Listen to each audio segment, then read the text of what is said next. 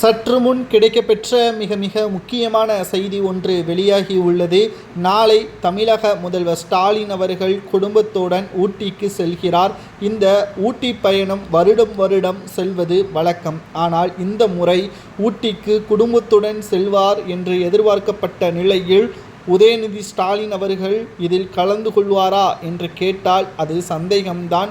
ஆனால் தனது மருமகனை அழைத்து செல்கிறார். தனது மகள், மருமகன் மற்றும் மனைவி 3 நபர்களையும் ஊட்டிக்கு அழைத்து செல்கிறார். மருமகனை ஊட்டிக்கு அழைத்து செல்வதற்கு காரணம் என்ன?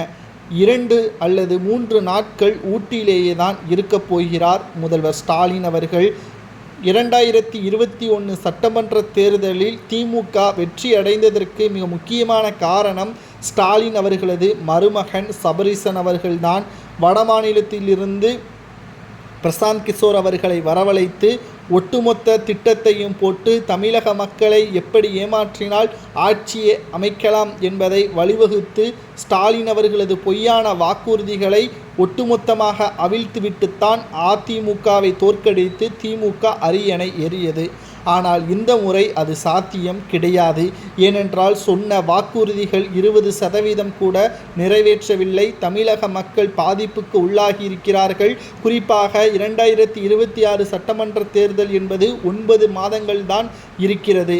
இந்த 9 மாதத்தில் சொன்ன வாக்குறுதியை முழுமையாக நிறைவேற்ற முடியுமா அல்லது 75% நிறைவேற்ற முடியுமா என்று பார்த்தால் அதுவும் முடியாது. மிகப்பெரிய கடினம். ஏனென்றால் கஜானாவில் பணம் குறைவாகத்தான் உள்ளது. இப்பொழுது அரசியலில் யாரும் செய்யாத ஒன்றை செய்ய வேண்டும். அதாவது மக்களிடையே குழப்பத்தை உண்டாக்க வேண்டும். அது திமுகவிற்கு கைவந்த கலை. அதிமுக, பாஜக மற்றும் தமிழக வெற்றிக் கழகம் இவர்கள் 3 நபர்களும் தமிழர்களுக்கும் சிறுபான்மையினர்களுக்கும் எதிரானவர்கள் என்பதை பரப்பிவிட்டால் நிச்சயம் திமுகவினருக்கே ஓட்டுக்கள் விழும் என்பதை இந்த ஆலோசனை மூலமாக ஸ்டாலின் அவர்கள் சபரீசனிடம் கூற உள்ளதாக தகவல்கள் வெளியாகி உள்ளது.